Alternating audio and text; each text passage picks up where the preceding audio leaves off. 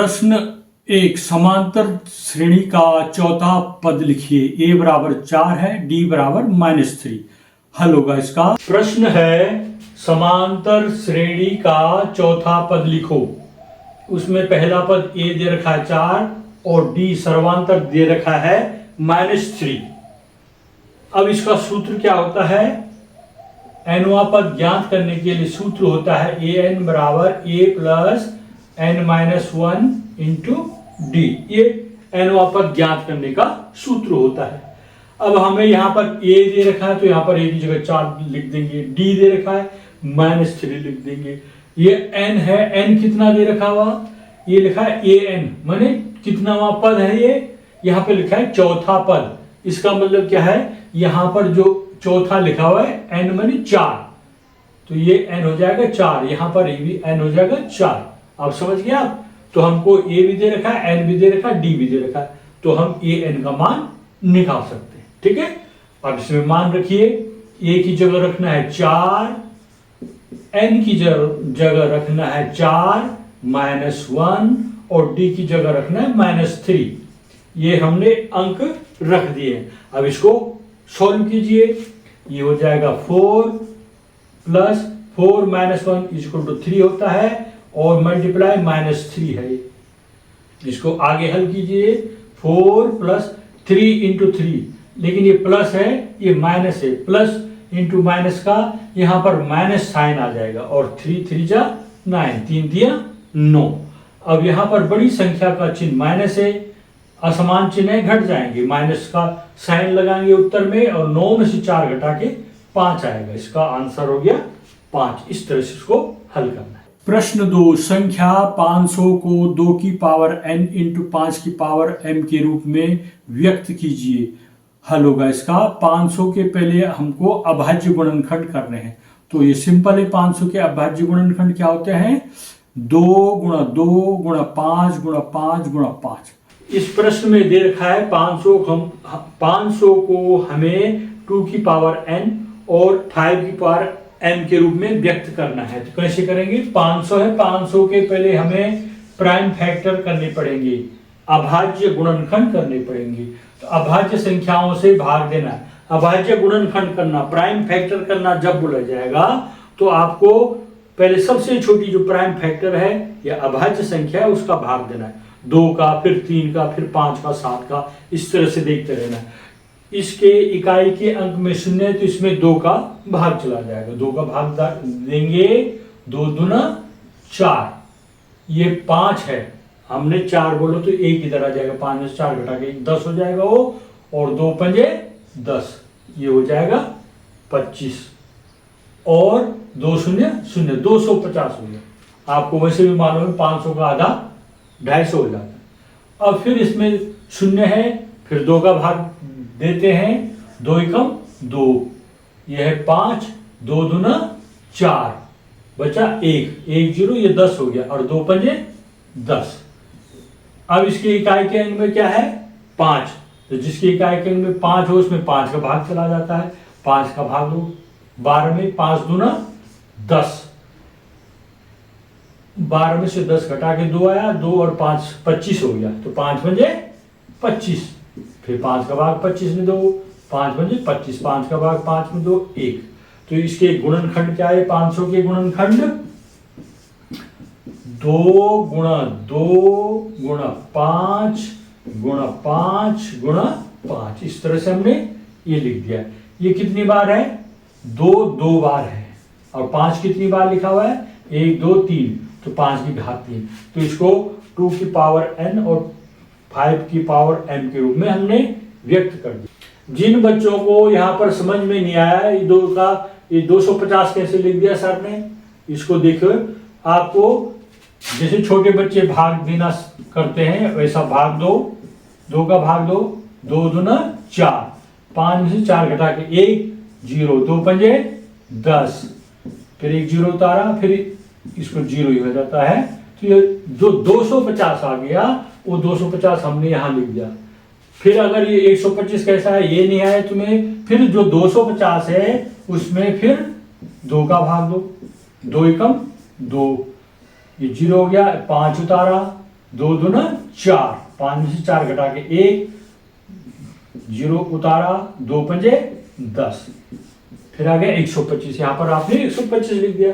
फिर 5 का भाग देना 125 में, 5 का भाग 125 में 2, 5 दूना 10, 2 में से 0 गया 2 हो गया, ये 0 हो गया, 1 में से 1 0, 5 उतारा, 5 पंजे 25, ये सब तो आपको आता होगा। तो ये 25 हमने यहाँ लिख दिया। अब फिर 5 पंजे 25 यहाँ पर मौखिक रूप से आपको आ जाएगा। फिर 5 एकम 5, इनको हमने यहाँ लिख दिया। इस तरह से ये हल होना। प्रश्न 3, यदि किसी समांतर श्रेणी का nवां पद 2n+3 है तो उसका 11वां पद ज्ञात करना है। यहाँ पर हल होगा इसका, श्रेणी का nवां पद, यानी वो जो nवां पद है वो आ रखा है 2n+3 और यहाँ पर n बराबर है 11, 11 रखने पर 11वां पद हो जाएगा। यहाँ पर सीधे सूत्र है ये एक प्रकार से 2n+3, तो n की जगह 11 रख देना है। 2 × 11+3, 11 दूना 22, 22+3, 22 में 3 जोड़ो, 22 और 3 25, अतः 11वां पद 25 है। प्रश्न है 2n+3 में श्रेणी का 11वां पद ज्ञात कीजिए। ये आपको ये दे रखा है n बराबर 2n+3, तो इसका 11वां पद ज्ञात करना है। इस सूत्र से 11वां पद ज्ञात करना है, अर्थात n बराबर हो गया 11वां, n बराबर हो गया 11। अब n की जगह 11 रख देना है। 11वें पद का मान, 11वें पद का मान बराबर क्या हो जाएगा, 2n+3 सूत्र दे रखा है, n की जगह आपने 11 लिख देना है। 11 दूना 22 और इसमें जोड़ देना 3, 22 और 3 25, तो उसका आंसर आ गया आपका 25। प्रश्न 4 है, जांच कीजिए x ब्रैकेट में 2x+3 बराबर x² + 1 द्विघात समीकरण है कि नहीं। इसको हमने बताना है यह द्विघात समीकरण है कि नहीं। इसको पहले हमको मानक रूप में लिखना होगा।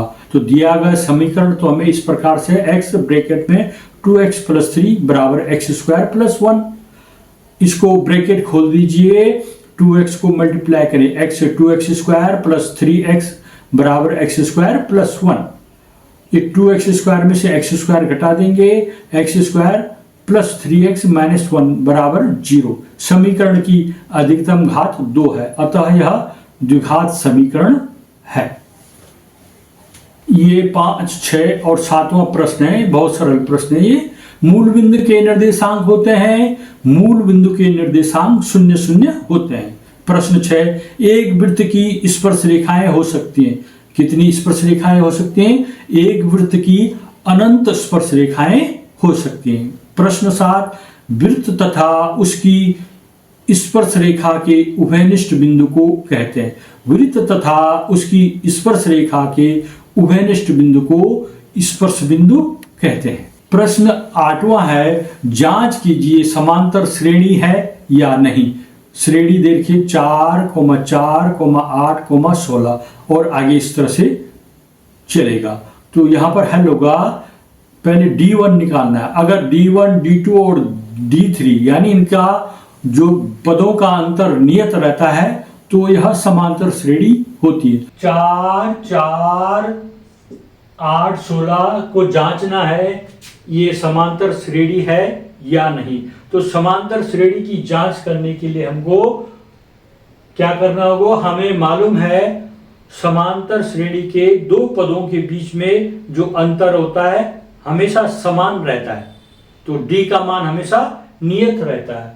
यहां पर देखना है हमने, यहां पर D का मान कितना है, यहां पर कितना है, यहां पर कितना है, इसकी जांच करेंगे। अगर एक ही मान आएगा तो समांतर श्रेणी है, अगर मान अलग अलग आएगा तो समांतर श्रेणी नहीं है। आइए देखते हैं। यहां पर D1, D में क्या होता है, डिफरेंस। दूसरे पद में से पहला पद घटाना, 4 में से 4 को घटाना है, 4 में से 4 घटा के 0 हो गया। D2, तीसरे पद में से दूसरे पद को घटाना है, घटाओ 8 - 4, 8 में से 4 घटा के 4 है। तो ये तो D1 और D2 अलग अलग हो गया, अर्थात D1 बराबर नहीं है D2, इस साइन को क्या करते हैं, बराबर नहीं है इसको करते हैं। ठीक है, तो ये D1 का मान तो 0 है और D2 का मान है 4, तो ये अलग अलग है, इसलिए D1 बराबर नहीं है D2, अतः श्रेणी समांतर श्रेणी नहीं है, अतः यह समांतर श्रेणी नहीं है, यह समांतर श्रेणी नहीं है, ये आपने लिख देना है। निर्देशांक ज्यामिति से ये प्रश्न पूछा गया है, बिंदुओं के युग्मों के बीच की दूरी ज्ञात कीजिए। दो बिंदु दे रखे हैं, उसके निर्देशांक पहले के 2 1 हैं, दूसरे बिंदु के निर्देशांक 4 1 हैं, इसका हल करना है। दिए हुए बिंदुओं ए व बी के बीच की दूरी बताओ, और बिंदु है ए का मान है 2 1, ए के निर्देशांक व बी के निर्देशांक हैं 4 1। ठीक है, अब हमको इसको हल करना है। दो बिंदुओं के बीच की दूरी का सूत्र क्या होता है, ए बी की दूरी, दो बिंदुओं की बीच की दूरी लिखेंगे आप, ए बी की दूरी क्या होगी, वर्गमूल का साइन लगाएंगे, x2 माइनस x1 का whole square plus y2 minus y1 का होल स्क्वायर, ये होता है सूत्र।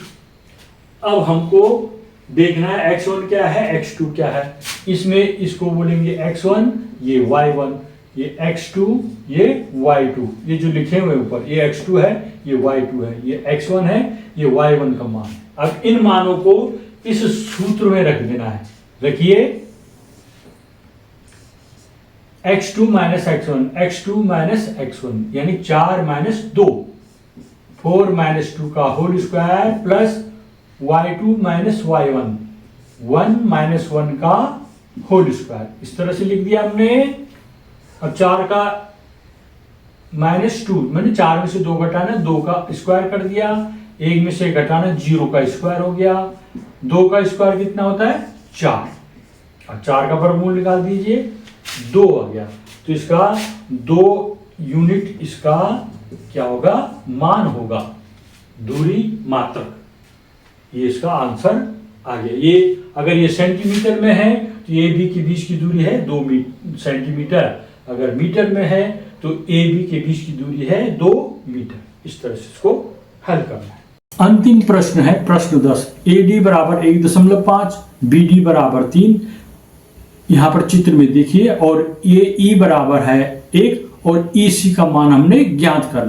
ये प्रश्न दे रखा है, त्रिभुज है, इस त्रिभुज की जो बी सी आधार रेखा है उसके समांतर एक रेखा है DE, ये इसको दो भागों में बांट रही है, ये है AD 1.5 सेंटीमीटर और DB है 3 सेंटीमीटर, AE है 1 सेंटीमीटर और EC को हमें बताना है कि EC का मान ज्ञात कीजिए।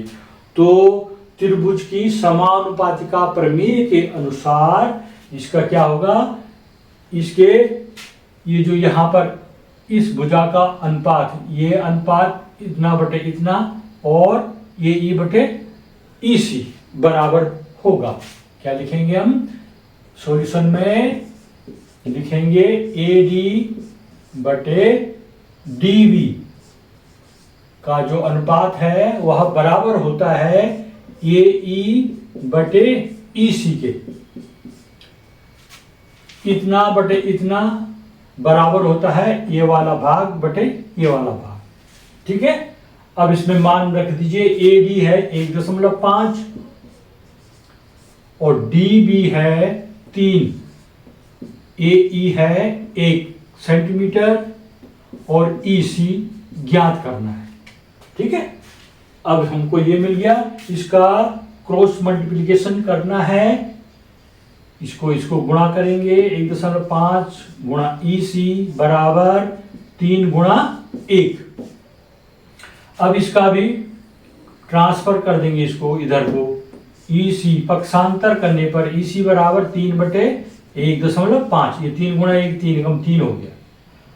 अब हमें दशमलव बिंदु हटाना है, इस दशमलव संख्या को पूर्णांक में बदलना है, तो इसको हमको 10 से गुणा और भाग करना पड़ेगा, ठीक है। तब इसका दशमलव हट जाएगा। EC बराबर 3 गुणा 10 30 हो गया और ये 15 हो जाएगा, ठीक। अब 15 का भाग आप 30 में दीजिए, 15 दूना 30। EC का मान कितना आ गया?